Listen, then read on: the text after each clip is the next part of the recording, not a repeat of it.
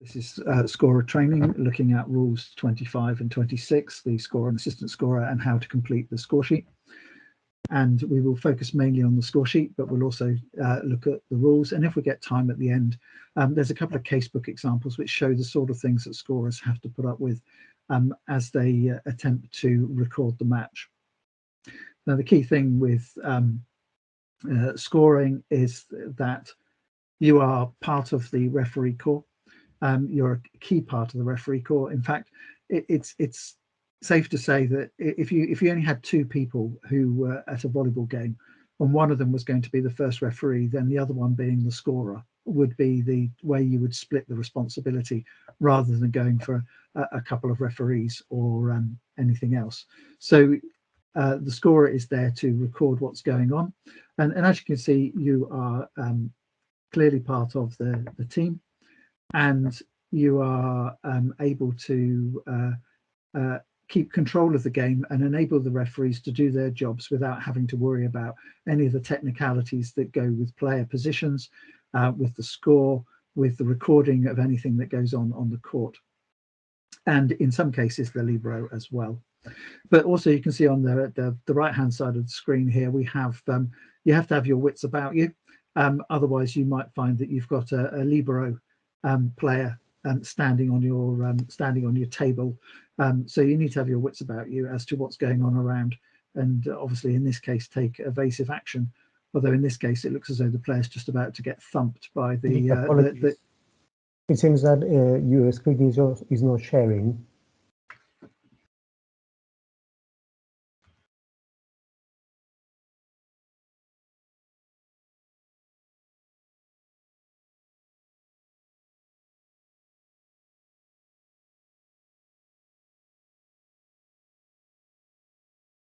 Yep, that's fine. Thank you. I do apologize for that. So as I was saying, this is here's the scoring team, and the wits about them for any player that's coming towards the scoring table. So where the scorer is always on the opposite side of the court to the first referee. That is so that you can clearly see the first referee's signals for side out, for service, and service authorization, and what the signal is for the fault. And that's important because if you understand the game, then in some situations you may look at the fault which is being signaled by the first referee, and that may give you some indication as to whether anything else is going to happen, or whether there could be, for example, at some stage the referee having a mind change, or a different decision coming after that. And also obviously looking at the reaction of the players, because there are certain circumstances where it's going to be obvious that we could be looking for sanctions, etc.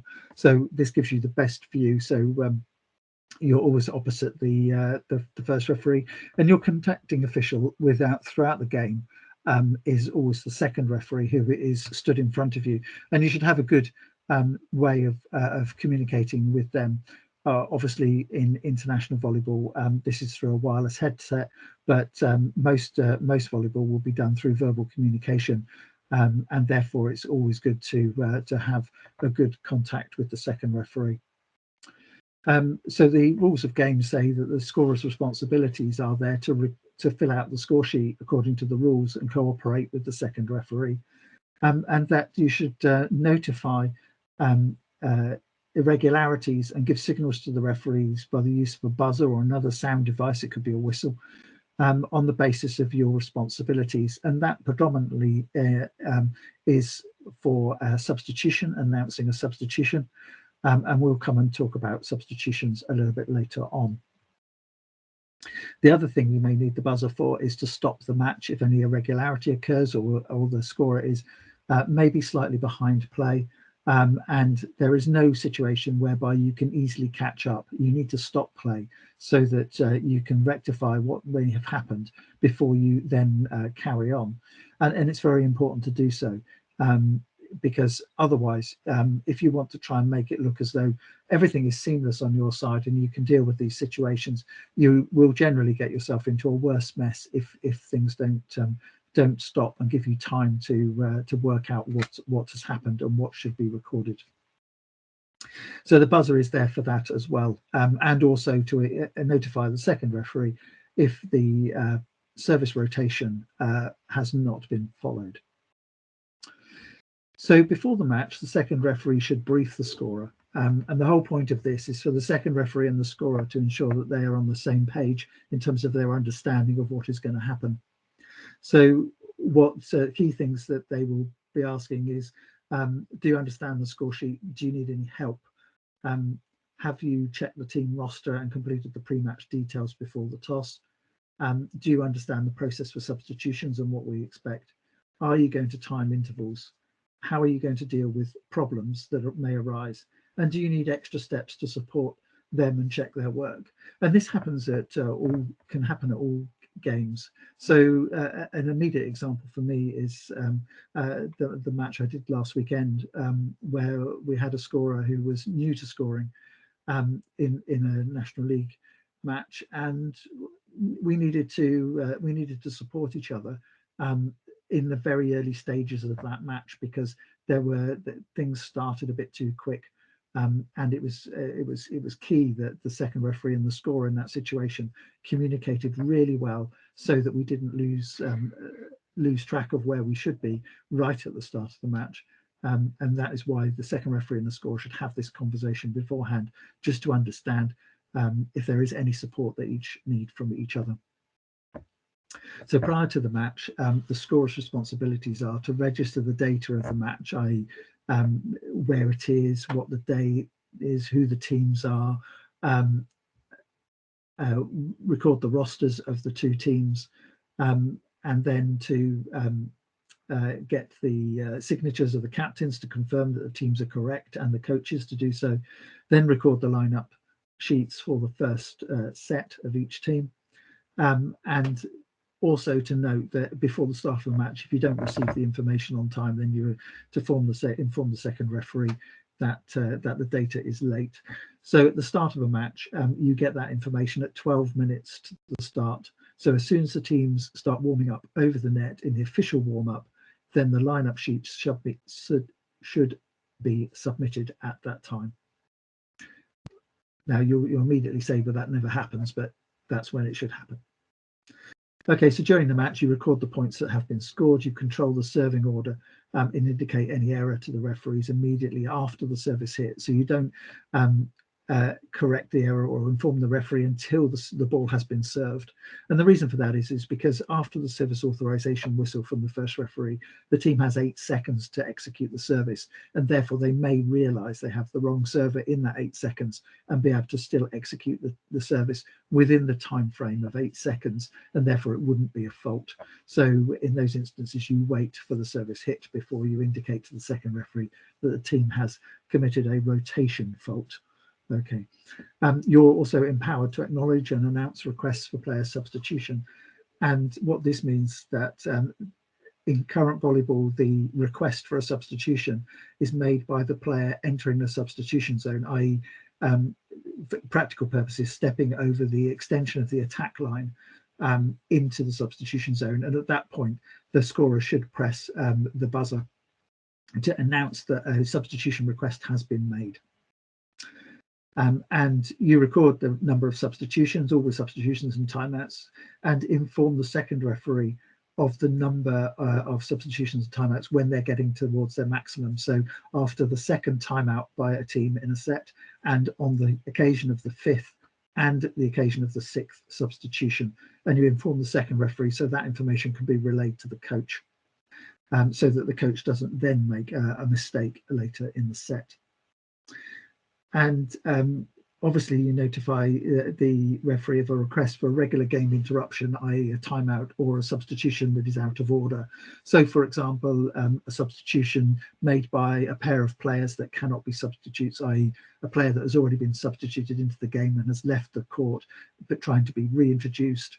And there are situations when that happens, mainly around when a player is found to be on court at the start of a set and they're not on the lineup sheet, and that causes all sorts of difficulties later in the match because the coaches forget they used a substitution at 0-0. So that's the sort of situation in which this occurs. During the match, you announce the end of the sets and the scoring of the 8th point in the deciding set. You record all of the misconduct warnings, delay warnings, sanctions, and improper requests. And you record any other event as instructed by the second referee. So if there's an exceptional substitution, if there's been any recovery time allowed for a player injury, any prolonged interruptions, external interference, redesignation of a libero, etc., etc. These could be atypical events that occurred during the match. And you control the interval between sets, and the interval between sets that you need to control is 2 minutes and 30 seconds. The interval between sets is always 3 minutes, and you control the first 2 minutes 30 seconds of it so that the teams return to the court and the second referee can check the lineup sheets before 3 minutes is up, so that the service for the next set occurs at 3 minutes following the previous set. After the match, you record the final result. In the case of protest, and with previous authorization of the first referee, you can write or permit the game captain to write on the score sheet a statement on the incident being protested. And you sign the score sheet with your assistant scorer before obtaining the signatures of the team captains. And what you're doing is you're making sure that you have recorded everything that needs to be recorded before you allow the team captain to sign, who then confirms that the result is as per the score sheet.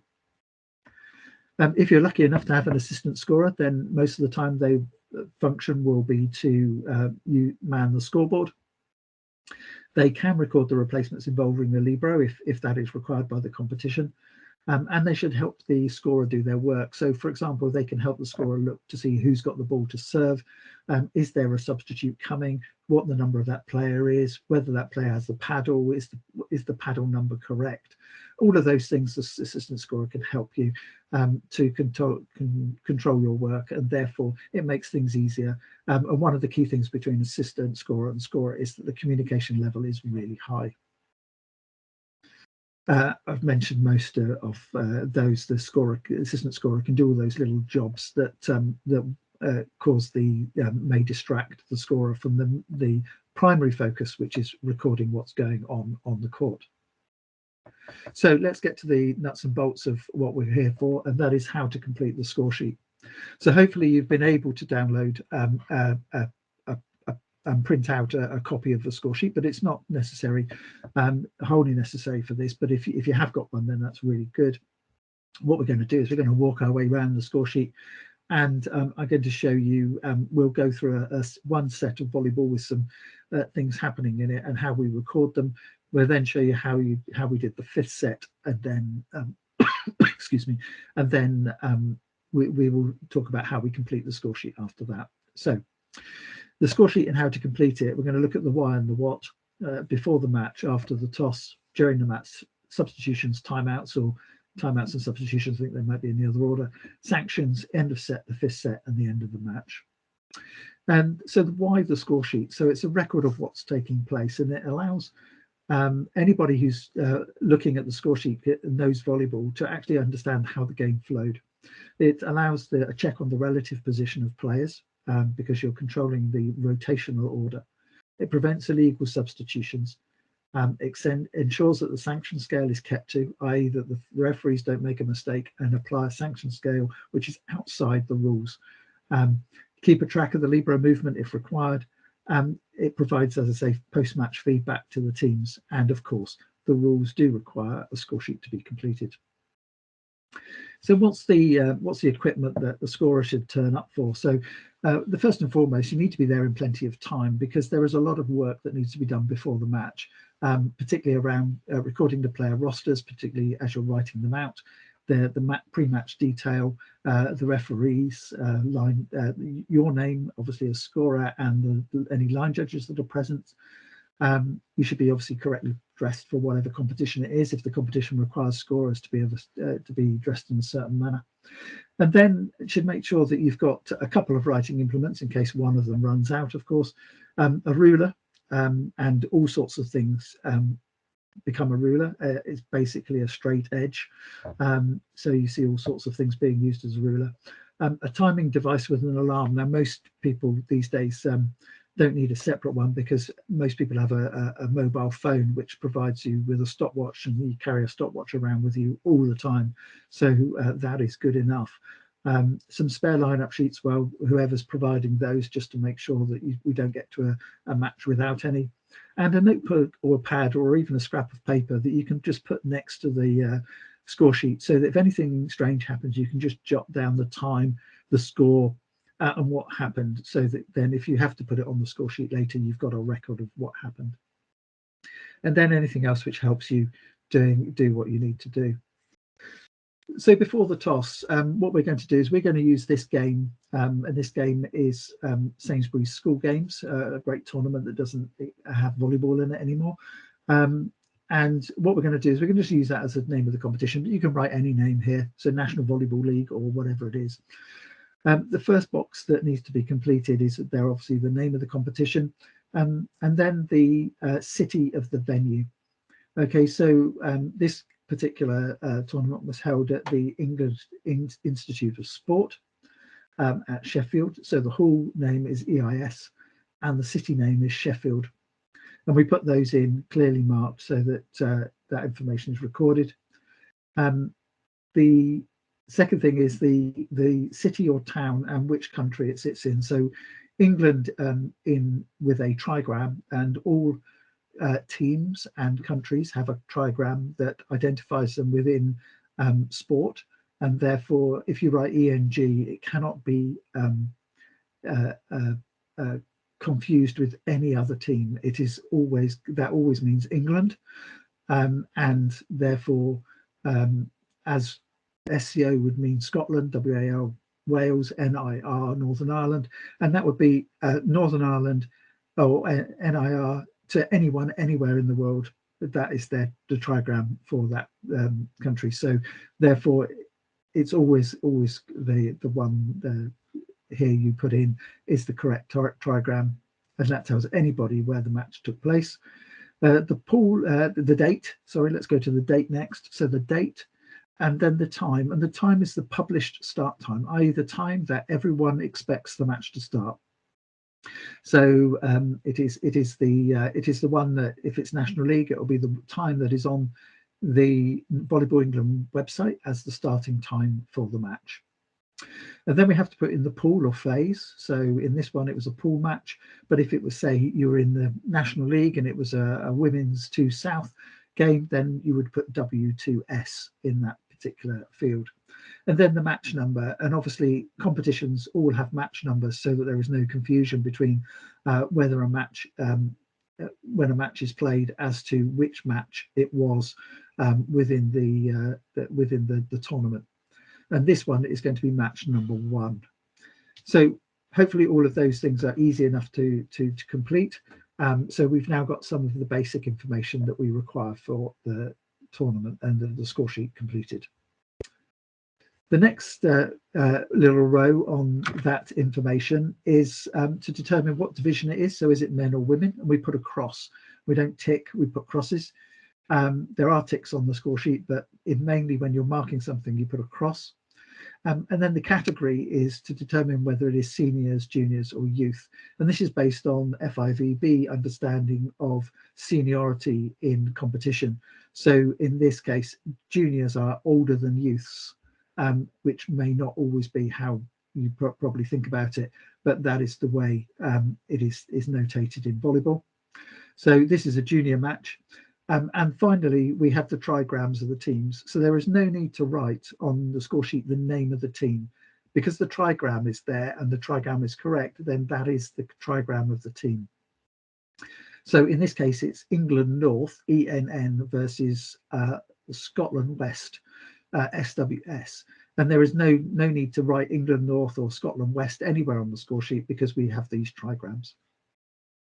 We cannot complete the A or B box next to the trigrams because we have not had the toss yet, and we don't know that information until the toss has been completed. The next part of the score sheet is down in the bottom right hand corner, and this is the team roster. And what we do is, if the match is, for example, in this case, England North versus Scotland West, then England North would be on the left hand side and Scotland West would be on the right. We cannot complete A and B until after the toss. But what we can do is we can write in the player shirt numbers and their family names and initials. So it is always the shirt number, the family name or surname, and then comma initials. And the only way we would need to expand that is if, for example, we had Stephen Scott Smith playing in one team, we might have to put Smith, comma ST and Smith, comma SC to distinguish between them, but only if two players have the same surname and the same initials. The player numbers should be in numerical order. So if you get a roster that is not in numerical order, then you should identify which order it needs to be in and write it in numerical order. And in the team roster, the liberos go in the libero section and not in the team list, and again in the libero section. They just get written in that section of the score sheet. So therefore, it's always good if you cannot see who the libero is from the team roster to ask the question, who is or are the liberos? Now you'll note that there are 12 spaces. I think this one has actually got 14 showing, but in the MVL we use a score sheet that has got 12 spaces, and the reason for that is that 12 is the maximum number of players that a team is allowed without liberos. So in normal competition, FIVB rules of game, a team consists of 12 players and no more. So of those 12 players, up to 2 players can be nominated as a libero. If you play in a competition that is allowed 14 players on a team, then if you have more than 12 players, you must, in the case of 13 players, have 1 libero, and 14 players, you must have 2 liberos. Okay, so in the MVL, we would have a maximum of 12, so there may be empty spaces on the roster. For the officials, we have 4 officials here. In international competition, there are now 5 officials, where a team can have up to 5 members on the bench. But in the MVL, we're allowed 4, and a team can have a coach, 1 or 2 assistant coaches or bench personnel to support them. In the letters C stands for coach, AC assistant coach, T is for trainer, and M is for medical officer. Now, trainers and medical officers are registered personnel regardless of the competition. So if it's an official competition, they have to be registered with the FIVB. So therefore, it's very rare in the National Volleyball League that you will come across a trainer or a doctor sitting with a team that has such a registration, but they are allowed to stay within the control area of the hall and help the team if they are required throughout. So within this, I'm not suggesting you make up names here or write family name. So if you are completing the score sheet, can you just write down the player numbers 1 to 10 for both teams, and note that it's a family name and initials, and that the 2 liberos are 13 and 14 for both teams, and that we have 4 personnel on the bench for both teams. The next thing you can do is you can fill in the center box, which is to the bottom of the score sheet, near in the middle, the approval, and that is where you have the names of the first referee, the second referee, your name as scorer, your assistant scorer, and then any line judges that are present. So if you have 4 line judges, obviously they are 1, 2, 3, and 4 from the first referee's right hand side. So that line judge doing the sideline underneath the first referee to their right hand side is line judge number 1, and then it goes round in anti-clockwise around the court. If you have 2 line judges, they are 1 and 2. Even though they stand essentially in positions 1 and 3, their numbers will be 1 and 2 if only 2 are present. Again, family name and initials, and if there is a country trigram to put in there, then that would be that one associated with the country of the official that's taking part. So note that goes in there, and that would all be completed before the start of the match. So now the toss. So the first referee calls the 2 captains to stand in front of him in front of the scorer's table for the toss. The first referee will indicate to the 2 captains which side of the coin they are going to have. The first referee will throw the coin up, and whichever way it lands, that captain is going to make a choice. Now, we know from the rules of game that the captain can make a number of choices at the toss. They can decide whether to serve or receive, or they can choose which end of the court they wish to play at. If they choose which end of the court, then the other captain decides to serve or receive. If they choose to serve or receive, then the other captain gets the choice of which end of the court. Now, obviously, whichever the captain decides to choose, the alternate option for that, so service or reception, obviously the other team automatically takes the other option. After the toss, the first referee should immediately inform the scorer the result of the toss. So this is which team will be on which court and which team will serve. So when you're sat facing the court, if you are opposite the first referee where you should be, the team to your left is on court A and is team A. The team which is on court B to your right is team B.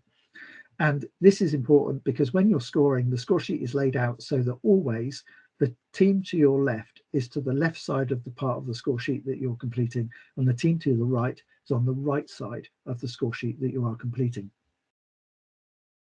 So with this information, you can identify which team is A or B. So you can write A next to England North and B next to Scotland West. And you can also complete this information down in the roster box at the top. And you can see there that we mark that A and B as per the top of the score sheet. Also at the toss, you identify who the captains are. So their numbers are known. So England's captain was number 4.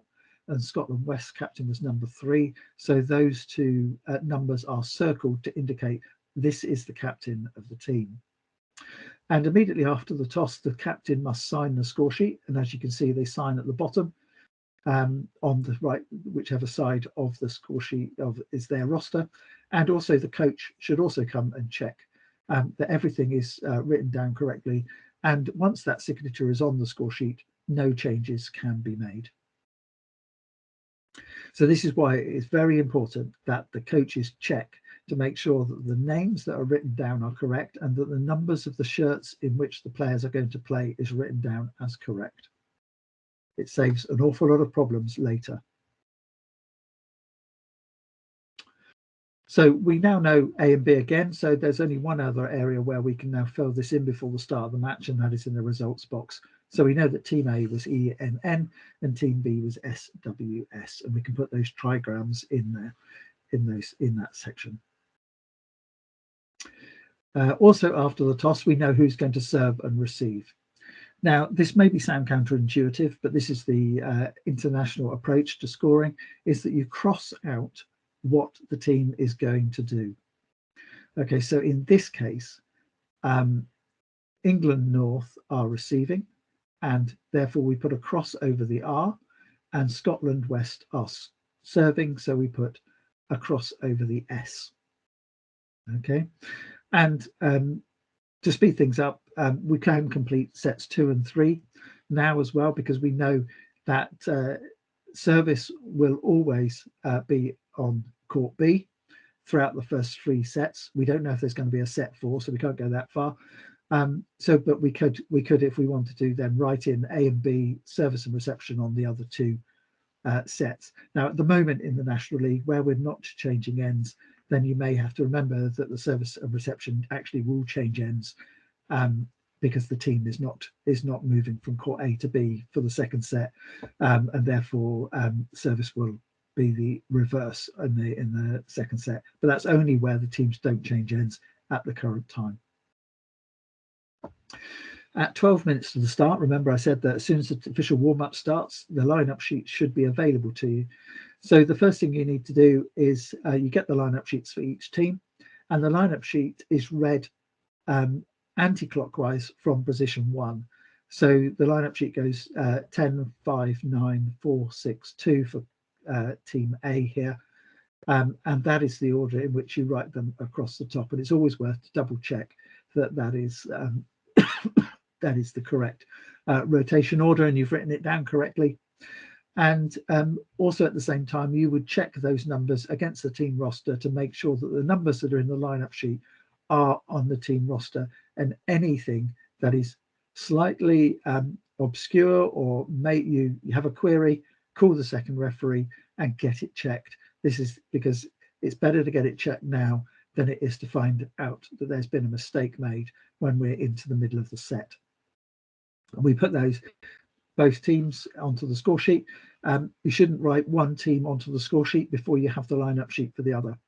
And the reason for that is it is courtesy to both coaches that there is no way in which the other team could identify the lineup of the other team before the players actually go onto the court. It's not really considered to be fair play to do that. So wait until you have both lineup sheets and then record both at the same time. So lineup sheets correct completion. So the scorer should check the lineup sheets to ensure they're completed correctly and inform the second referee of any issues. Only accept the lineup sheet that has been checked by the second referee or a technical delegate if one is present. If there is any number that is not clear, it should be checked with the coach prior to giving to the scorer. But if you do receive one where you have a number that's not clear, you say to the second referee, what is this number? And if it's been overwritten and it's bad and it's still not clear, then just get the second referee to get the coach to complete another lineup sheet. The lineup sheet should be signed. It must be signed by the coach, but the coach doesn't have to complete it. So the lineup sheet would normally be done by the assistant coach, and then the coach would only initial it to say that that is correct. And you should also check, as I say, the numbers against the roster to make sure that all the numbers appearing on the lineup sheet appear in the roster. And it's really important to do these checks. So you'll see before the match that the referees will pick up the team roster that you've written on the score sheet, and they will probably stand looking either at the score sheet upside down or over your shoulder, checking what's on the roster to what you've written down. And what they're doing is they're making sure that the numbers that are the team numbers and names on the roster are the same as the ones you've got in the roster on the score sheet. And they may also be checking the players' identities either through if it's an international match through their passports, or if it's MVL against the registered photograph of the player on the Volleyball England website, or whatever the competition requires as that check. They'll do that, and then they will check the player numbers from the team sheet and the score sheet against who is warming up on the court. So they will do this check, and they will go around the court and count the numbers to make sure that all the numbers that are written on the score sheet are being worn by players on the court. And they will do the same as soon as they get the lineups. They will do the same check again to make sure that the lineups, and they know who the players are that are going to be lining up for the first set. And you might think that this is overkill, but if you make a mistake at this stage with a wrong number that is not an administration fault, i.e. the wrong number has been written down and it doesn't exist anywhere else, then when that player comes to serve, if they're on the court, then that player could be either have to leave the court, not take any part in the match, would be ejected, and also that the team may lose points, whereby it's found that a player is illegally on the court when they should not be, or even be on the roster. And it has happened, and it's happened to me. Had a player in a match between Scotland and England in the Calvin Hall in Glasgow, when in the end of the second set, the Scottish team tried to introduce a player number 15 into the match, and that player was not on the team roster. And it taught me a lesson that there is checking once, checking twice. You cannot check enough times to make sure that nobody has been missed. And if you get something that's not clear, so here position 4, we're not clear. We've got a 4 and a 7. We're not sure whether the 7, because it's a little bit bolder, is the number, or whether it's a 4, or well, what is it? So in this case, immediately tell the second referee, go and find out what this is and make sure that it's clear when it comes back. So do that as a matter of course. Don't guess. So the first service, when it comes to it, we can see that the box, so the first server in this match, because service is with B, Scotland West, we know that it's going to be number 7. Okay, so when the teams go onto the court, we expect to see number 7 in position 1 walking to the service zone, and they will be the player that the ball is thrown to at the start of the set.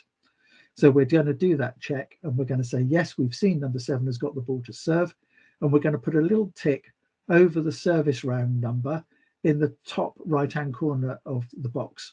We put a little tick to say we've checked the server and they are correct.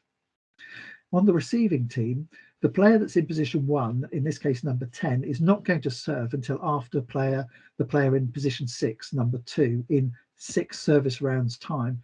So because they are on reception, and when that team wins their first rally, they will move from position 1 to position 6.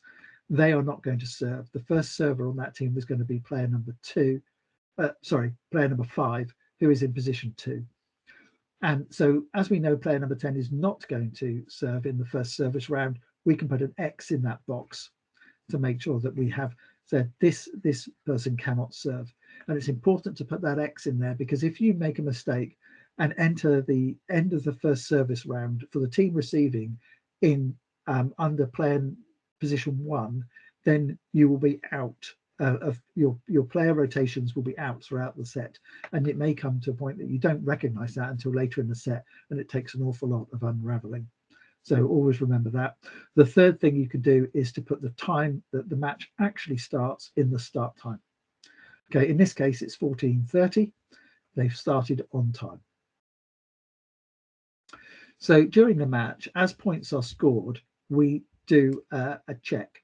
We tick the tally record under points where it's got 1 to 48. We tick that to say the point has been scored as a check.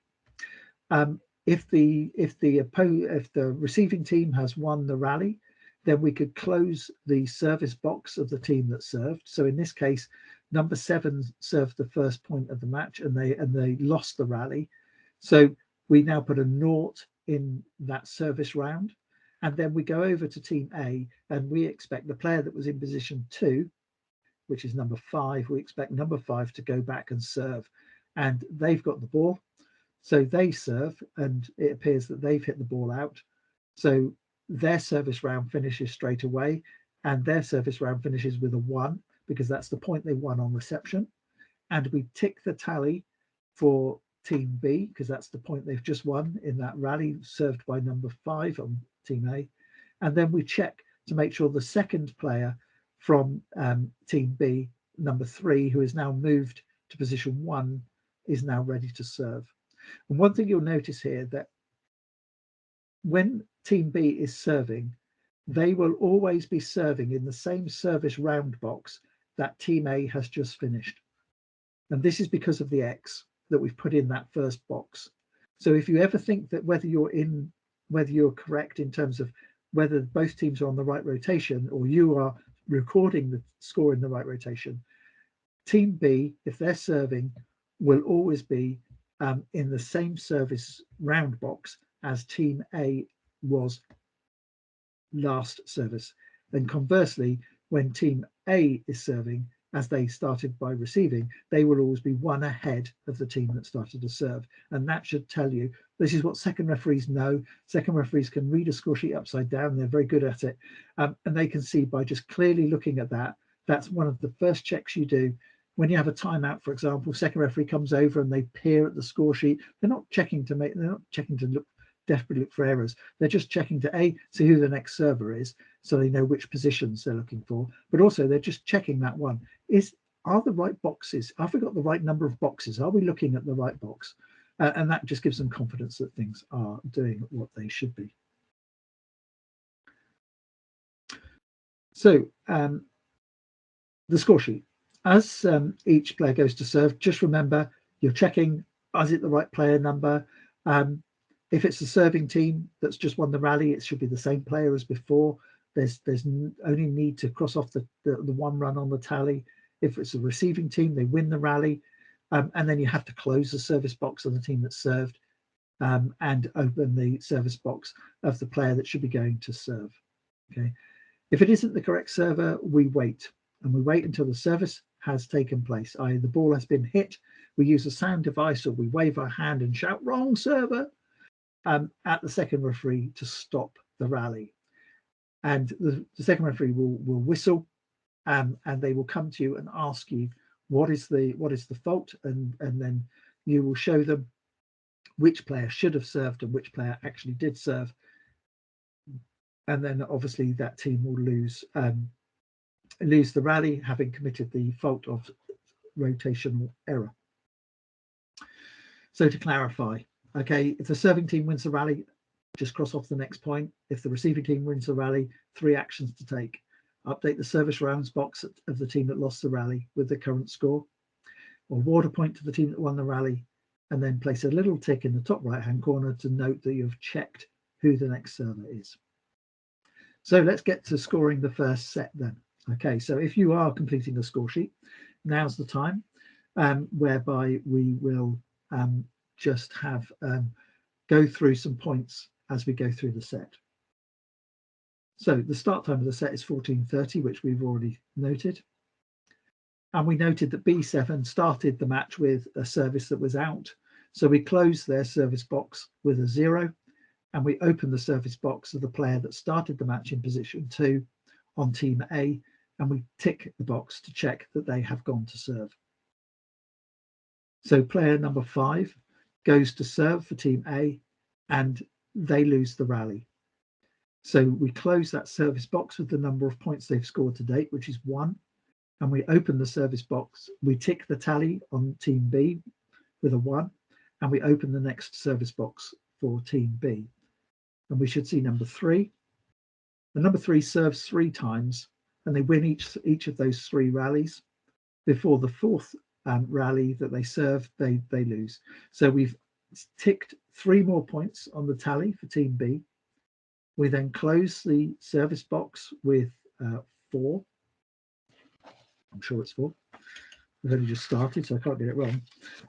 We close it with 4, and then we tick a point on team A, so they go to 2, and team A goes to serve, where number 9 serves, and they serve 3 times before they lose the rally on the 4th serve. So we tick 3 times on the tally for team A, and then we close the service box, which I think should be a 5 now. And then we tick the tally for team B, and we open the next service box. And we should find that number 9 is serving, and they serve 3 times. So we now just tick the tally 3 times, and we wait for the next action. At this point, team A call a timeout. Okay, so what we're going to do now is we're going to write the timeout in the on team A's side of the score sheet. So under the points, there is a box with a T at the top. That is for timeouts. And we are going to write the score in at the time of the timeout. So at the time of the timeout, team A had 5 points and team B have 8. And your score sheet should look something like this. So we write 5-8 because you always write the score of the team first on their side of the score sheet. So if team B had called the timeout at this point, it would have been marked on team B's side as 8-5. But because team A did, it's marked as 5-8. And as a scorer, if you're unsure who called the timeout, ask the second referee who called the timeout. The second referee, if they're signaling it correctly, they should have signaled the T to the side of court A, like this, or team B, like this, and that should give you some indication of who scored the shot. But if you were distracted and didn't see it, ask the question. Always worth asking the question, because it's not always the team that has the fewer points that calls the timeout. Once the timeout has been completed and the players have returned to court, you do a quick check to make sure you've got 6 players on each team, and then you can give the ready signal to the second referee to start. And the ready signal is 2 hands above your head. So we can continue the score sheet. So number 9 is still serving. They serve and team B loses the rally. So we close that service box and we open up the next one for team A. And it's number 4 goes to serve. They serve and win the rally, and then they serve into the net. So we've got an extra point for team A. Then we close the service box, tally for team B, open the service box, and hopefully number 10 goes to serve. 10 does go to serve, and they win the rally. At this point, Team A requests a substitution. So let's cover substitutions. So the substitution we're going to record is number 7 for number 5. Okay, and we are going to record it.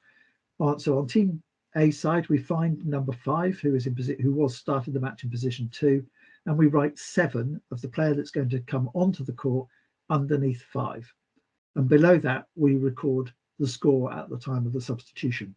So in this case, the team score is first, so 7, and the opponent's score is obviously the second number, which is 10. So the score is 7-10 at the time of this substitution. If it occurred on Team B side, remember it would have been 10-7, but it's A, so it's 7-10. And your score sheet at this point should look like this. The substitution process.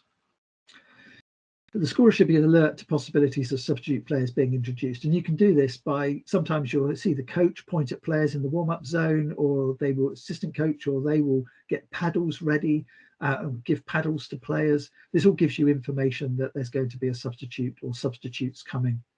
If they've got a numbered paddle, you can plan ahead because you can check the paddle, the player number of the shirt who's going to come on against your roster to make sure they're in the roster. And you can see that the player coming off, you can see the paddle number. So you've got all the information you need to complete the score sheet. All you need for them to do now is wait for the request for the substitution to take place. So you announce the substitution by pressing the buzzer, blowing your whistle, sounding your horn, whatever it is. At the moment, the substitute steps into the substitution zone. Not if they wait next to the substitution zone, or once they're already next to the court at the moment that they enter. If they decide, for example, you know that the substitution is not valid and they realize this and they step in and step straight back out again, we don't press the buzzer. We know that they've recognized it, and we'll just let play continue. We won't cause a delay when there's no need for a delay. But normally a player steps in, you press the buzzer, the game stops, and the player will enter the court and the player that's on the court will leave the court. But you have to check the sub is valid going on. You should check that the player coming off is okay to come off for that player. And you should then record it on the slide, as we saw in the previous slide, not the next slide, the previous slide. And then when you get to the 5th or 6th substitution of that team, you should tell the second referee that is the 5th or 6th substitution. And normally you would do that by just placing your hand, 5 substitutions or 6 substitutions, and then the second referee will signal that information to the coach and to the first referee. They will then look at you to see if you're ready. I am ready, and then play would continue. If the substitution is invalid, you'd use the sound device again after announcing it to say this is not legal, and be prepared to record a sanction and explain why it's not legal. We will talk about both teams substituting players in a minute. So this is what we talked about. We look for the players ready on the bench, and we look for paddles and numbers. A player stands up ready with the paddle and enters the substitution zone. The scorer presses the buzzer. The second referees will stand between the scorer and the court near the post, but they will not be in the way. If they do stand in the way, tell them to get out of the way, to make sure that you can see that the player going on is being swapped for the correct player coming off. So where we use paddles, you're expecting the player coming off to be the number of the paddle. If it's not, then you can inform the second referee that it is not correct. If both teams request a substitution at the same time, the second referee will announce the first player to come into the zone. The second referee will look at you and say, which side are we doing? So are we doing court A or court B? If you indicate court A, then the second referee will tell the player on court B to wait, and they will concentrate on court A. As soon as that's finished, they will expect you to say, I am ready, and then they will turn and you will announce the substitution for court B, and those two players will then exchange. If you have a multiple substitution, then both players come together. They step into the zone together. Nowadays, this is relaxed slightly. They allow a little bit of latitude between the two players because they understand that the first pair is going to take a little while to deal with, maybe a few seconds. And therefore, the second player, as long as they're not delaying the game, they can come along as long as they're ready at the point the first request has been made. For example, if the first one steps in and the other one's still in the warm-up area, then that is not an acceptable gap. But if they're slightly behind, then we will allow it. The second referee must always try and keep them apart, so that the second of the two substitutes will wait at the back of the zone whilst the first pair go, and then second referee will call them forward so that you can see as a scorer both pairs together. A late request, that should not be allowed, and pairs should not be at the line together. So if that happens, as a scorer, you need to say, wait, stick your hand up, say stop, and can you please sort it out? So I want to know which is the first pair, which is the second pair, and make sure that that actually happens. Okay, so let's go back to the set. So we've recorded our substitution. Team B serves again, team number 10, and B loses the rally. Okay, then team A number 6 serves into the net. It's not going very well, lots of services into the net. And then team B number 1 serves 3 times and wins each rally. So hopefully now we've got a situation whereby you've got a score of 8-14. And at that point, team A requests a substitution. So what they're going to do is they're going to reverse their previous substitution. So number 5 is going to re-enter for number 7. Okay, and how we record that is record it in the second of the 2 boxes underneath 5 and 7, where we can see we've written 8-14. Hang on, let me just catch up. Where have I gone? There we go. Sorry about that. So we record the second substitution at the point it occurred, so 8-14. So remember, team A score first, and we put a circle around the 7 to say that player has been onto the court and has been substituted back off the court. Number 7 cannot re-enter the match unless an exceptional substitution is required later in the set. Okay. That's all we need to do with this substitution, and therefore we can move on. At this point, things get a little bit complicated because players start complaining about something. We don't know what it is, but let's number 4 on team A, they complain to the first referee, or they talk to the second referee out of order. Or they create a minor misconduct somewhere on the court, and the first referee decides to give them a yellow card stage 2 warning. So this is given to a player. By extension, it means the whole team is now on a warning, not just that player. And we have to then record it in the sanctions box. And the sanctions box is found to the bottom left-hand side of the score sheet. And what we're looking for is on the top row of the sanctions box, we're going to write under the W for warning, we're going to write number 4, and then A or B, we're going to write A, and then it's in set 1, and the score is 8-14. So that says that anybody reading the score sheet knows that at 8-14 in set 1, player number 4 received a warning.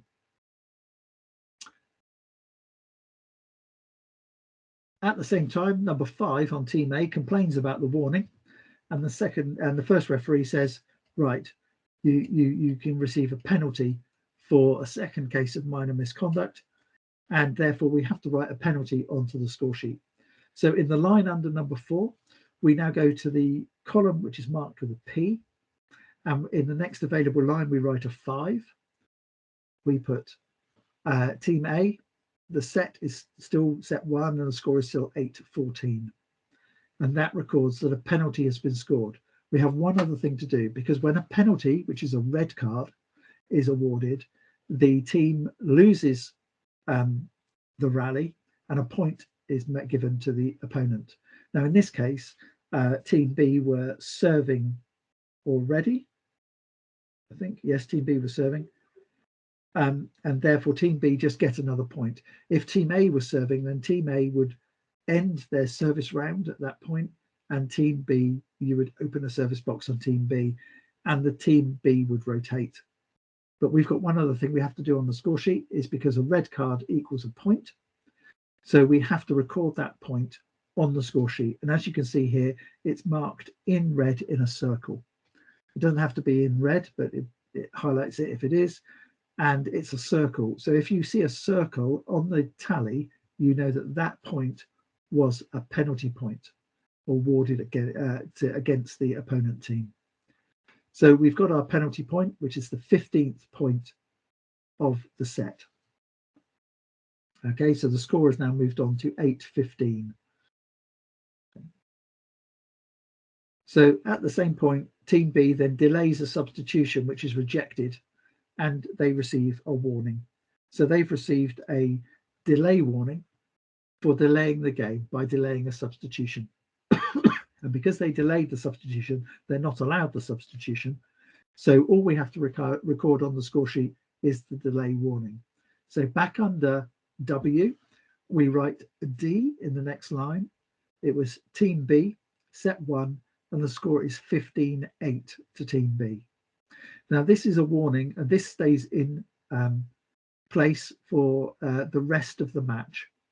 Okay, so if Team B delayed the game again at some point, it would become a delay penalty, and the D would be written under penalty and the score at the time. And they would lose a point. Team A would gain a point and the right to serve if they weren't serving already in that situation. So the same as a red card.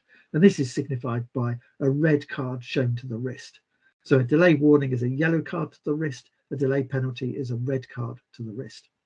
And once you get to one delay penalty, any delays after that are more delay penalties. It doesn't go up a scale. There's no further thing. It's lose another point, lose another point, lose another point for extended delay penalties. Okay.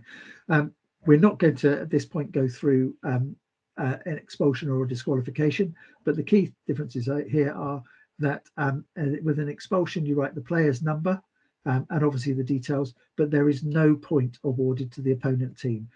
Expulsion or the player leaving the court in the set is considered to be penalty enough, and the same for disqualification. It's penalty enough. So therefore you just write the player number and the team and the set score at the time in the sanctions box. But there's one other area of the sanctions box to talk about, is that before play restarts, Team B tries to make the substitution again, because they've seen that their original effort at trying to make the substitution delayed the game, and the game has been delayed slightly longer as well because the scorer is now writing down the delay warning. They decide to try and make the substitution again, and the second substitution request in the same interruption in play is considered an improper request, and this has to be recorded on the score sheet.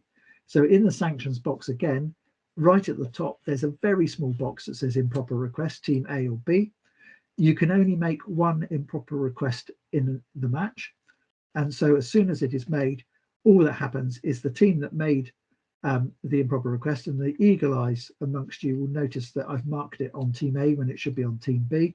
I apologize. That knows that that team has made an improper request. If they make another improper request, it becomes a delay. Okay, so if they made another improper request, it would then be a delay warning, or if they'd already had a delay warning, it would be a delay penalty. Okay, and that's where it gets recorded. So we've had a yellow card states your warning, we've had a penalty, and we've had a delayed substitution, which is given a delay warning, and then we've had an improper request. A lot happening in that one interruption in play. So all of this should now have a score sheet that looks something like this, with our score at 15-8 or 8-15, and the sanctions box should look as it is recorded there. So play continues. So Team B serves and wins the rally, and that should say Team A calls a timeout. So Team A calls a timeout. So we, under the in Team A's timeouts, we've got another row under the one we've already recorded. So we're now going to record another timeout at 8:16, and then the match will continue. So team B then serves out. Team A serves 7 times, and then A lose the next rally. So 7 points on the tally for number 2 service round, and then into team B. And then team B serves 4 times before they lose the next rally. So 4 on the tally of team B and 1 to team A. We'll close the service round team B and open it for A. Team A, number 10, is the first time. Remember, they were in position 1 at the start of the set. They've now come round to serve, and they serve out. And then team B, number 7, serves 3 times, and team B win the first set by gaining to 25 points by 2 clear points. Okay, and set 1 finishes at 15:06. So if you're recording set 1 should now look like this. Okay, so we write the exact time that the set has ended at 15:06. We then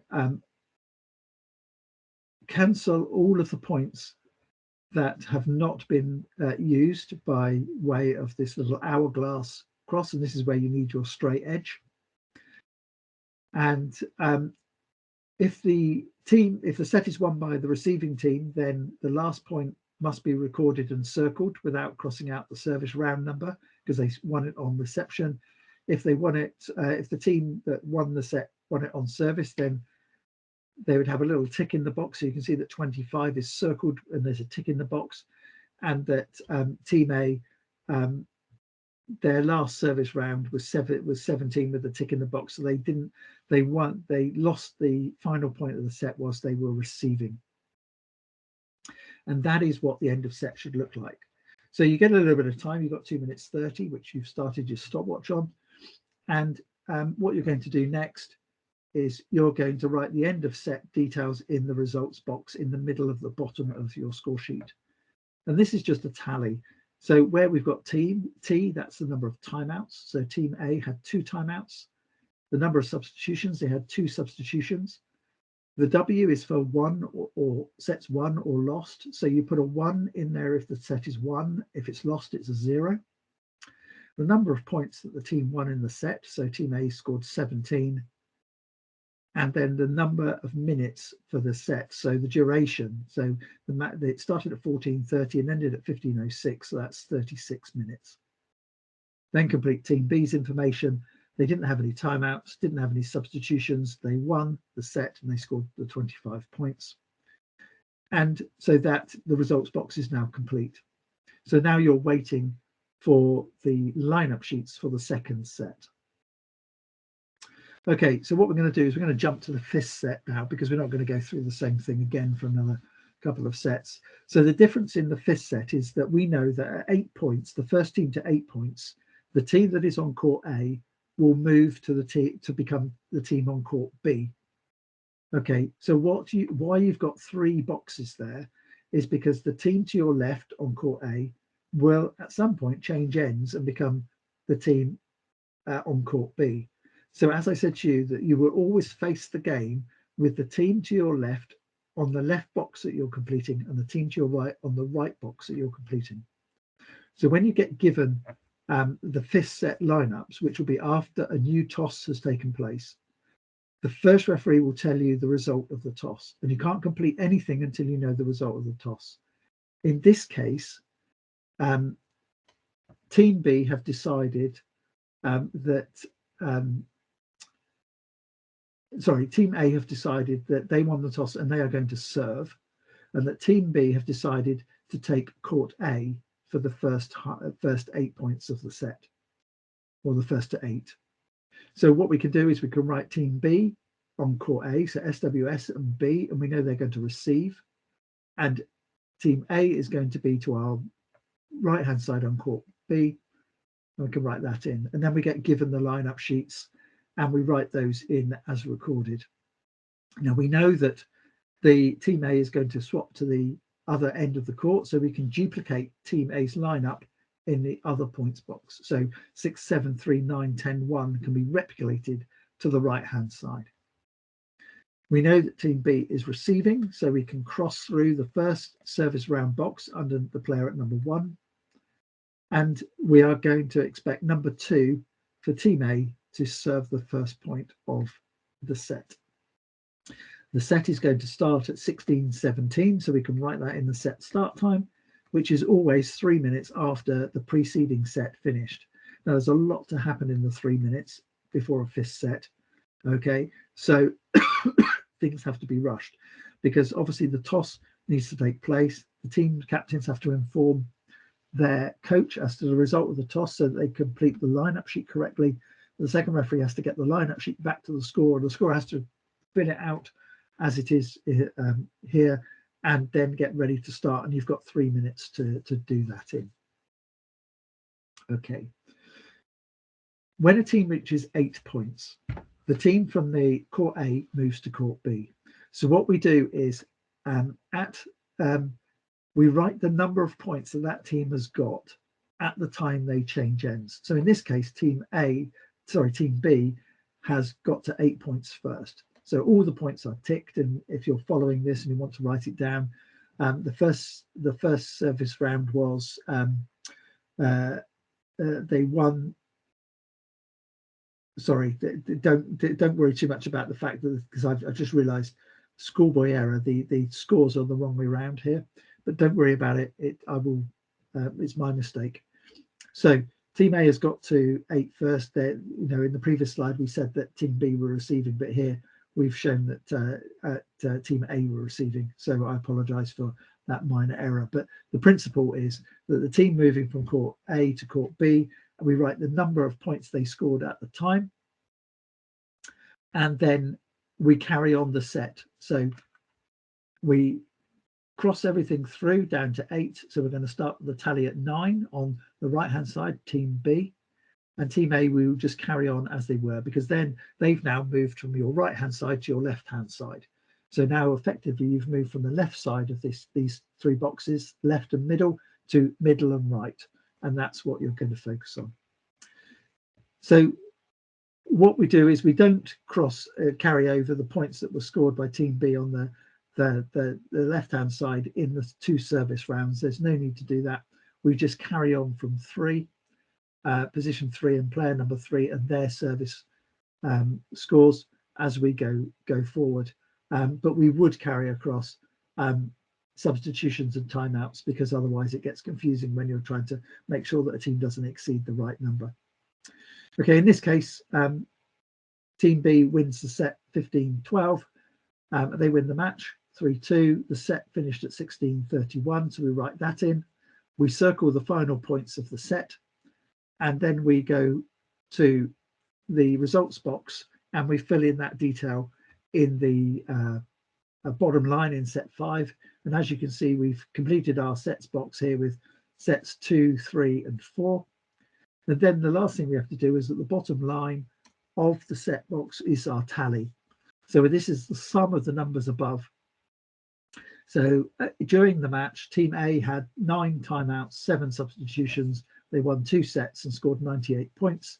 Team B had 5 timeouts, 7 substitutions. They won 3 sets and scored 109 points. And the whole match lasted 89 minutes. Underneath that, we write the match starting time. Again, these are spurious numbers, but let's just say that this match we had our start time at 14:30. So we need to just say that in this case, 14:50 and 16:31 were the 2 times, and therefore the match was 1 hour and 41 minutes. If you convert that 1 hour 41 back into minutes, which is 101, you'll note that it is 12 minutes higher than the total set duration. And your 12 minutes are the 3 minutes that occurred between sets 1 and 2, 2 and 3, 3 and 4, and 4 and 5. And therefore your timing is correct. You write the winner, SWS, in the winner box and the score 3-2.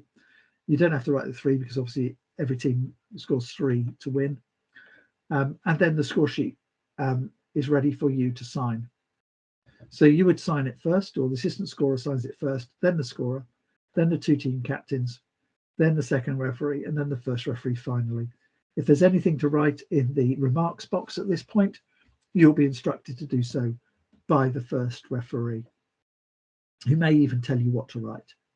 Okay, if anything, most of the time the box is blank. But let's talk about the remarks box to what can go in there. So the remarks box should only be completed by the scorer.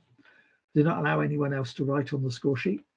But items that can be inserted are a reason for a delay, okay, between the published start time and the actual start time. So, for example, if you have two MVL matches back to back and the first one overruns, then you can write the match was delayed by, let's say 15 minutes due to the just the prolongation or the extension of the first of a preceding match. If a starting player after returning to the court is injured, they can be exceptionally substituted if no legal substitution. Obviously, no legal substitution is available because they've already been substituted. So the team can exceptionally substitute them. Okay, and in that case, you would write it in the remarks box, and we write the notes in the remarks box in the using shorthand.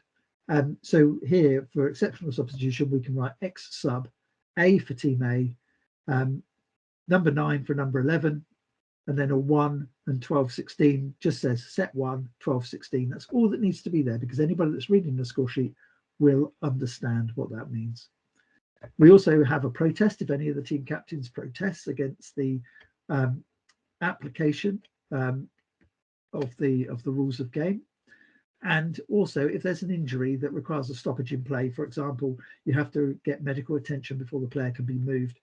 This is where your little notepad comes in handy, because you have written the time down, and then you can and the score, and then when you get to the end of the match, you can say, right, in set 2 at this score, there was a 5-minute delay for player injury.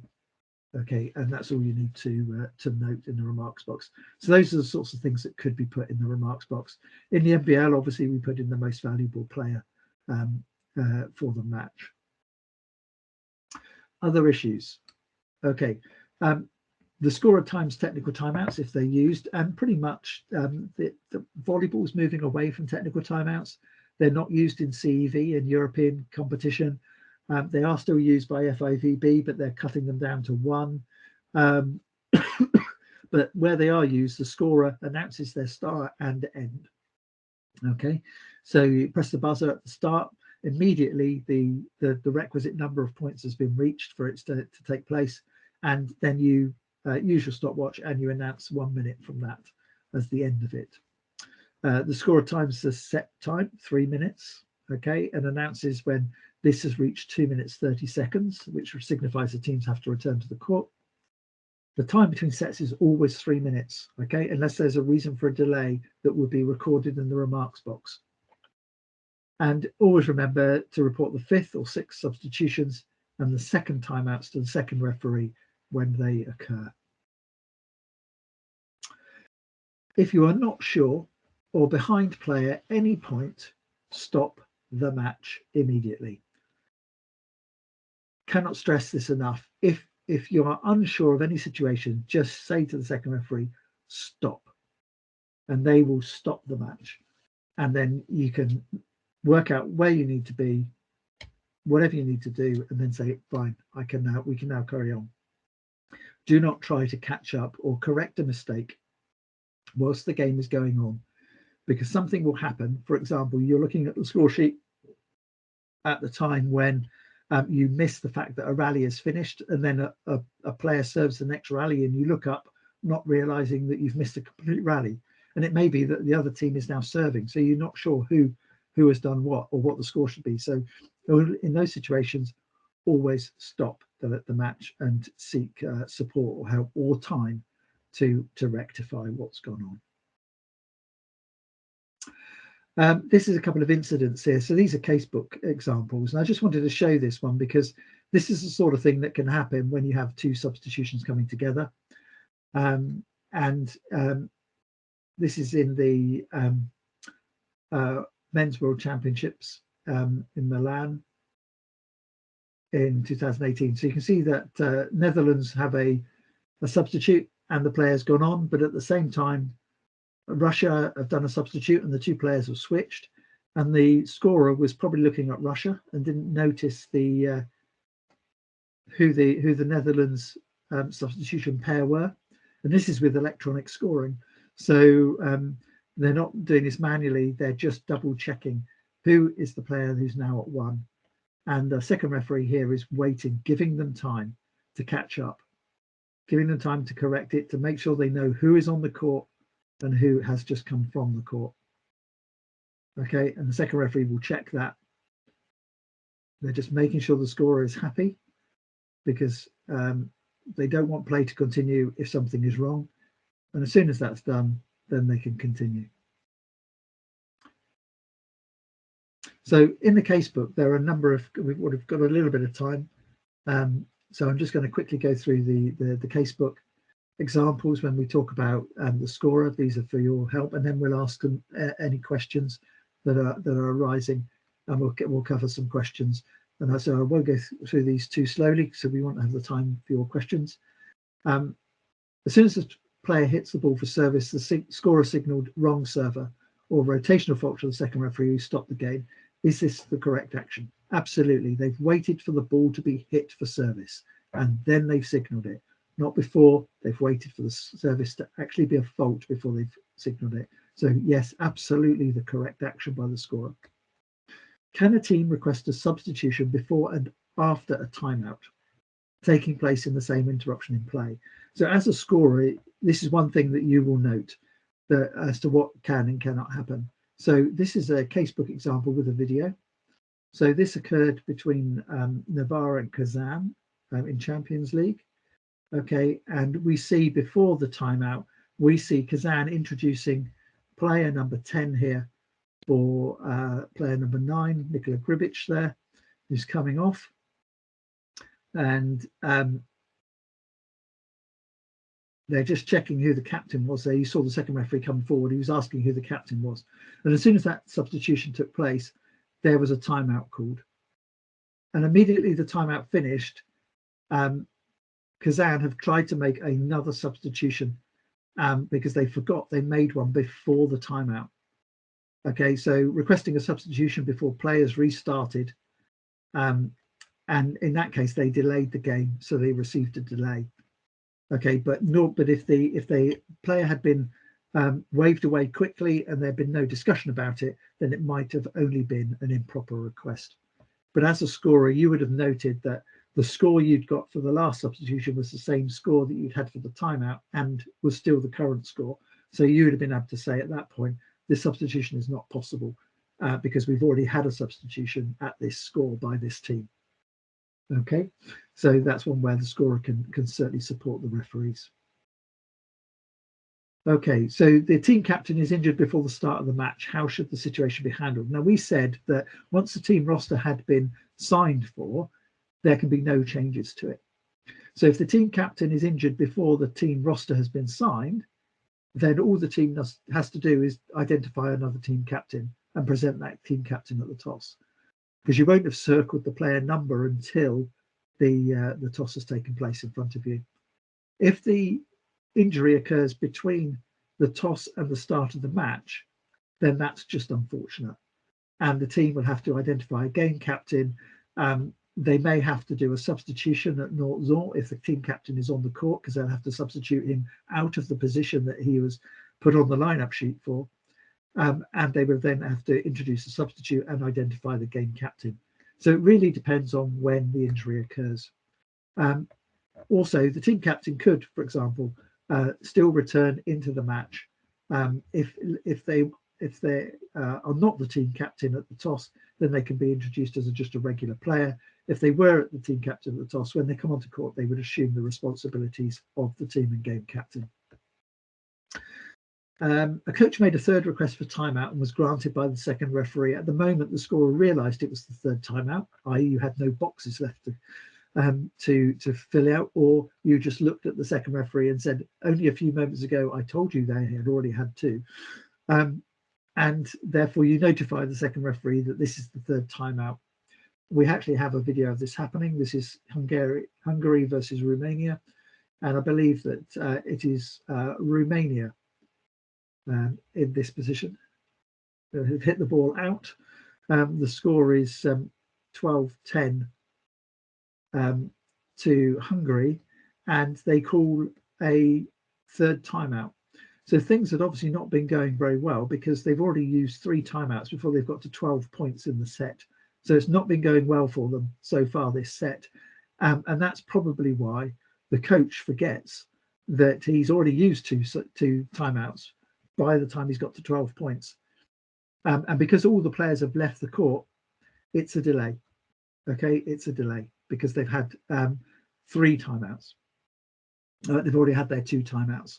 So an interesting set developing there because it looked like Hungary had already had a timeout as well. So obviously this match had been a bit topsy-turvy in the first 22 points of the set.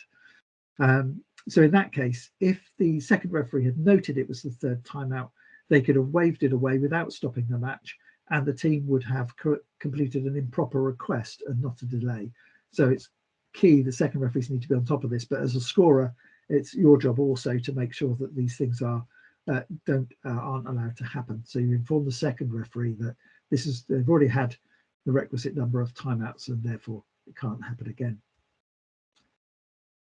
Okay, so can the coach ask the scorer for information about the number of timeouts that have been taken by the other team? Short answer is no. The coach is not allowed to ask the scorer for any information that could be, for example, recorded on a scoreboard, because they can read the scoreboard. If they don't know, they can only ask for information about their own team. And normally they would do so through the second referee. They probably wouldn't address the scorer directly. But then another silly case here. So a team B requested a substitution after the whistle for service. It was rejected. The game did not stop and the rally started. However, the second referee, instead of observing the game, was busy with the scorer, checking to see if an improper request had been recorded. At the end of the rally, Team B immediately repeated the request for substitution, but the second referee went to the scorer to consult about the administration of the improper request. Meanwhile, the substitution was applied without any control by the referees. So we can clearly see that this is not great. And this is a situation where, as scorer, you would say to the referees, stop, do not allow this match to continue until we've sorted this out. So here we have Italy serving, and is it Iran, perhaps, or someone who are Egypt, possibly, who are requesting a substitute. The substitute just walks off. The scorer is the second referee is telling the scorer that it was an improper request, but then a substitution actually occurred. We're not sure whether the substitution has been recorded. The first referee is asking for clarification. Has this been recorded properly? Because he wants to check. And then, only then, does the second referee go and ask the scorer as to what actually happened. And you can see that the scorer hadn't applied the substitution because he's going through the process on the screen. So in that instance, the scorer should have stopped the match and said, look, I don't know what's happened here. Sort it out. Tell me what happened, and then we can carry on. Okay, so finally, this one. Before the start of a set, the second referee checked Team A's player numbers against the lineup sheet, but missed the fact that the team started several places round from the lineup, what the lineup sheet showed. The players on court were the correct ones, but their rotation was not according to the rotational order. The match started with Team A receiving. They gained service at score 1-0, but the first service in the set that they made was a fault as well, but not picked up. And it wasn't until 2 rallies later, with the score now at 2-2, that the incorrect server was noted. So again, we have this as a picture. So let's just stop action here. At the bottom here, we can see that the lineup sheet said that the players should have been 1, 11, 7, 2, 6, 14. And actually what lined up was that player number 1 was at 3.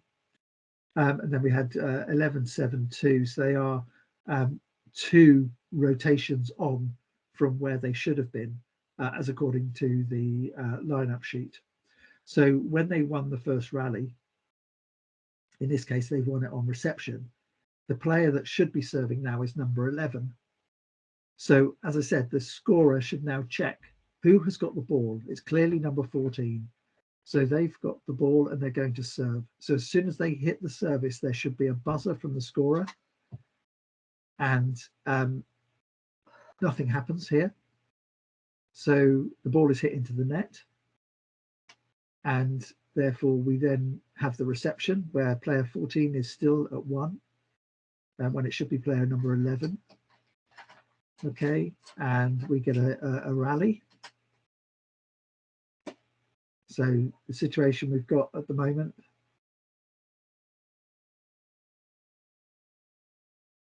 is that that first attack by number 1 should have been an illegal backcourt attack because they should be in the back row. The referees have not noticed this. So they go to receive again and they're still in the same positions. So number 1, who's standing in front of number 14, is front row, but she should be back row. And now she goes to serve. And at this point, the scorer realizes that it shouldn't be number 1 serving, it should be number 6. And only when that service goes, you can see that the scorer has asked the second referee or told the second referee the problem. The issue is the second referee has not stopped the match before turning to talk to the scorer. And it's only now that the issue becomes identified. And this will require the lineup sheet to be shown to the players to show that they are in completely the wrong place and that they need to correct themselves. The points that they've scored whilst they're wrong get cancelled, apart from the first point because it was 1 on reception. So the match should restart at 3-1. So that's the impact of not checking the server when it should be checked before every service. Okay, we're not going to cover those two. You can read them in the pack if you, which I'm going to try again to put into the chat or send it to you. So Volleyball England. So what we're going to do is let's have some feedback. Is there any questions in the chat, Herman? Thank you, Nick. No, one thing that probably I would like you to mention is that because of COVID, we are not changing codes at the moment. We are doing on top of the set boxes and also for the feed set that we only fill in the 2 boxes on the right hand side, Nick. Yeah, absolutely. So so we're not changing ends. So therefore, whilst the score sheet goes across and says A, B, B, A, B, B, A, we are staying A, B, A, B, A, B throughout. So it doesn't require you to change the score sheet if you're in a match that has that happen. All you need to make sure is that the trigrams are correct in on which court which team is actually on, and continue.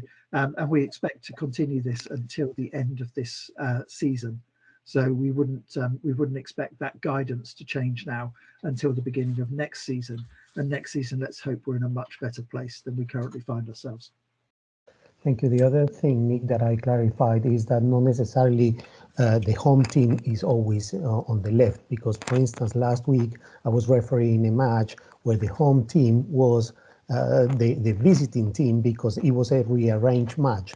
So that also happens, and that is if it's a neutral venue, is according to the program, right? Yes. And which team is home or away. Very, very good point, Herman. That is absolutely correct. So it's as the match is recorded on any official notification of the match taking place. So remembering that that we use normally the team that is home is on the left hand side, but if it was a neutral venue, as you said quite rightly, then it would be as per the program.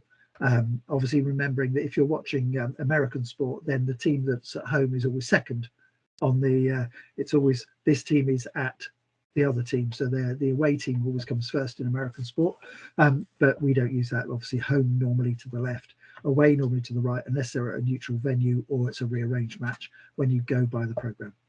Very good point. Thank you, Nick. The last thing that was a bit confusing is about at the top of the score sheet whether pool or phase. If we think about football, for instance, the pool games are the first round, Yeah. and then you go the last 16, last 8, quarterfinals, semi-finals, and finals. Yeah.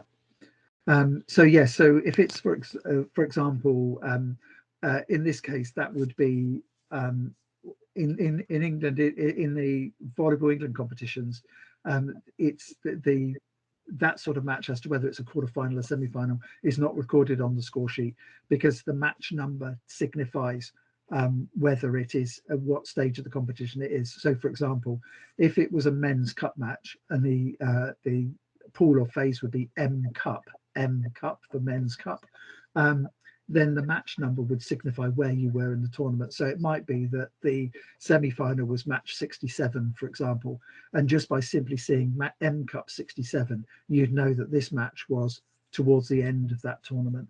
And you'd probably have to look it up to find out what phase it was, because we wouldn't probably write it on there unless you knew and you could put it in the name of the competition at the top.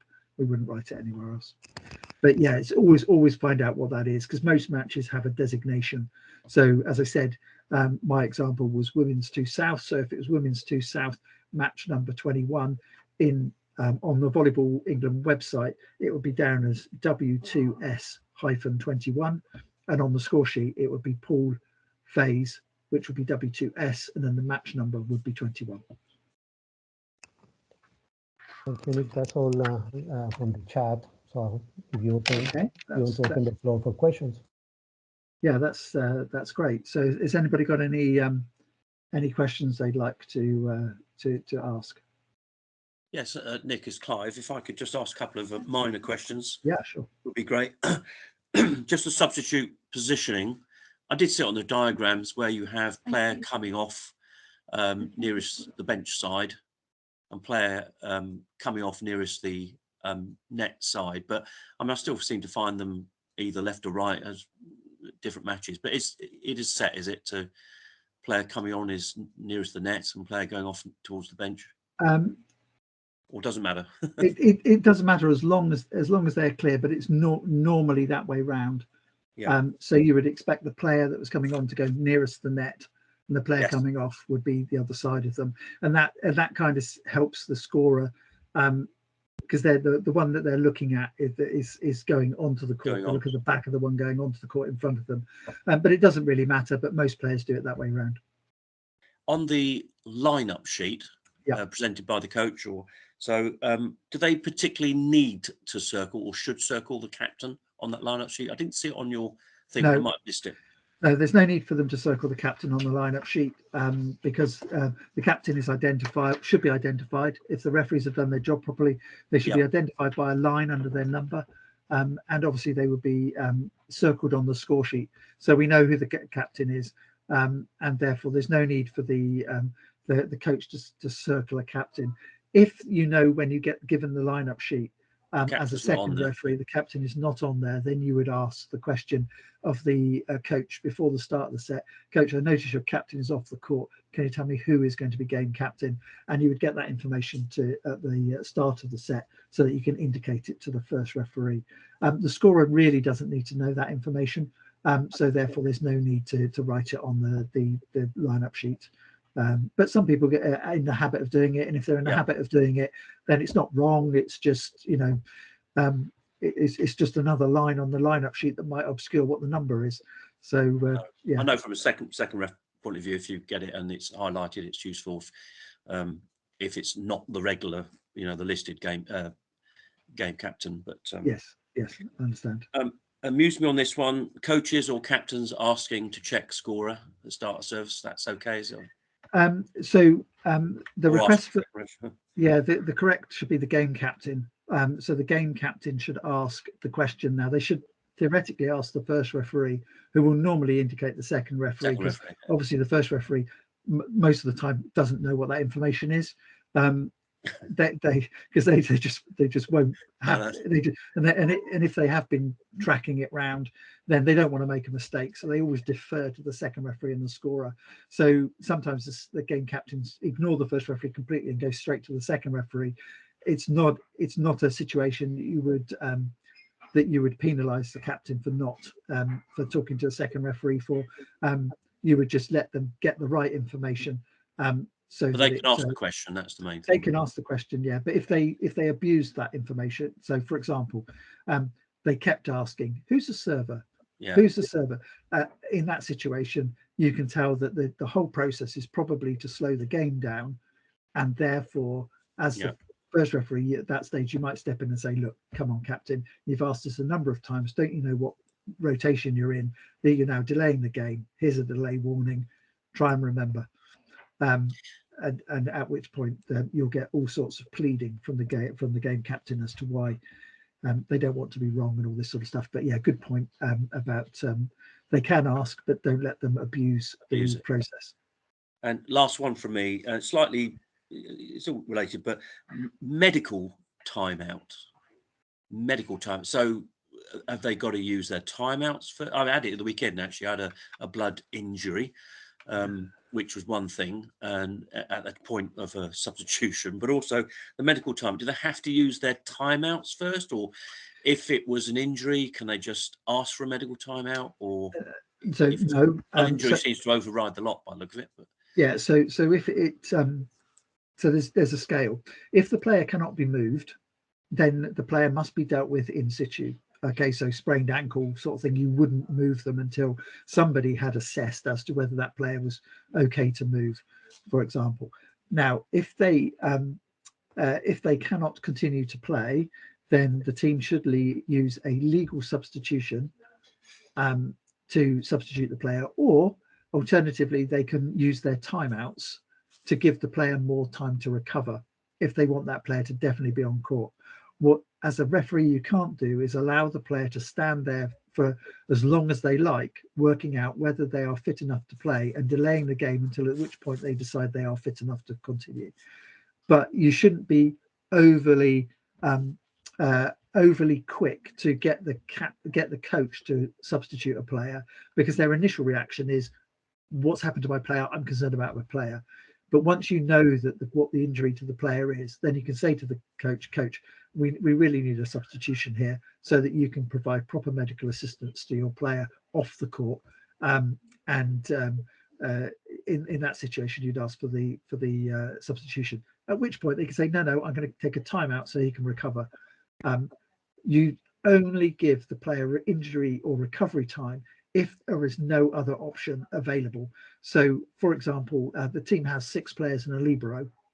One of the players becomes injured. There is no other option for them. You have to give them recovery time. They're allowed 3 minutes recovery time, and they're only allowed 3 minutes across the entire match. So if they get injured in the first set and they use up a minute of it, and the injury comes back to them in the second set, they've still got 2 minutes of their 3 minutes left. And you can allow them up to 3 minutes, and obviously the coach can prolong that time with timeouts per player. Yes, per player. Yeah, and so if, for example, they've used up the substitutions, they don't have any left. Yeah, are they supposed to use their regular timeout if they have any, or can they take up to a 3 minute medical timeout before they used up their timeouts? Yeah, so they don't have to use the timeouts first. You can give them the 3 minutes, but remember, you've recorded it, you've timed it. Once the 3 minutes up, the 3 minutes is up. So if the player is not ready, then they've got to use their timeouts. And if the player then becomes injured later in the match, they've got no more time to recover apart from whatever timeouts the team has got left. So it's one of those situations whereby it's never happened to me to grant 3 minutes. Because teams have either got a substitute or they decide first, there's a potential for an exceptional substitution, or the player is too injured and they have to be taken off, and the team becomes incomplete and therefore the match ends. So I've not seen or not used a 3 minute recovery time, but you just have to be wary. It's just one of those things you get a sense when the team is actually playing the time game rather than making a decision and getting on with it. And then you sometimes have to be strict with them and say, no, we're not having any more time wasted here. This is a substitution. If you haven't got a legal substitution, you can use an exceptional substitution or timeouts, or you're delaying the game. And just to clarify then on that blood injury, so players cut the finger, they're dripping blood a bit, the game has to stop. Yep. Player gets a plaster and the floor gets a wipe or whatever. Yes. So in that, as long as it takes or as long as it needs, that's within reason. In the case of a blood injury, play stops. The player gets medical attention. The ball is cleaned. We check to make sure that no other player has got blood on them. The floor has to be checked for blood. As I say, the ball must be cleaned. The player must be brought to a situation whereby there is no more blood coming from them, and it's been dealt with. Then play can continue. There is no force in that situation to make a substitution or anything like that. The team doesn't have to. They can wait. They can wait until the player has been dealt with properly, and then the player can continue in the match. Now, if it's a serious blood injury, most teams the player would not be able to continue anyway, so they would substitute them. But if it was a minor injury, for example, a player got a cut on their finger or something, then you would just, or their knee, you would just expect them to be cleaned up, plaster put on it, check all the apparatus to make sure there's no blood, clean it if you have to, get on with the game. There's no requirement for a substitution. You just wait until that situation is sorted.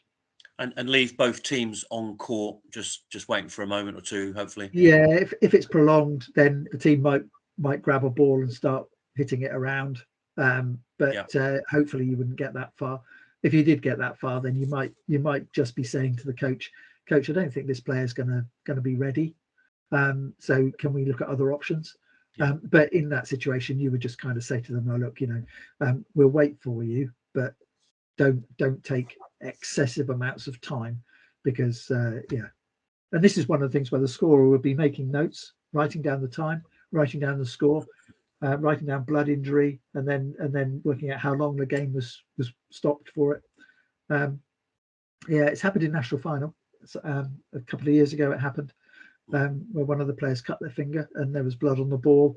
In actual fact, when you had 5-ball system, we actually had blood on 4 balls because it wasn't picked up quickly enough, and the player actually touched four of the balls before the injury was noted, and therefore all the balls had to be cleaned. And obviously those balls had hit other players and what have you, so everyone had to be checked. So it's just one of those things. You just be careful, because you can't mess around when blood's involved. Great, thank you. That's all my questions. Thank you. All right, great. No problem at all. Okay, so we've been slightly over our time. Thank you very much for all your time. I just wanted to say that I will make the recording available. Stuart Thorpe at Volleyball England will put some stuff out there tomorrow, I hope, with the recording, and we will also put out a link to the presentation, because I see 1 or 2 of you have asked for the presentation. If you do get time and you've got the QR code reader on your phone, would you be able to just QR code that thing? Volleyball England would like some feedback if you can. If you don't have to do it, but if you've got time, then please do so. But thank you very much for your time. It's been a pleasure to talk to you. I hope you've got something from it, and I hope that this becomes something that we'll do a little bit more often, and that you found it informative. So thank you very much indeed.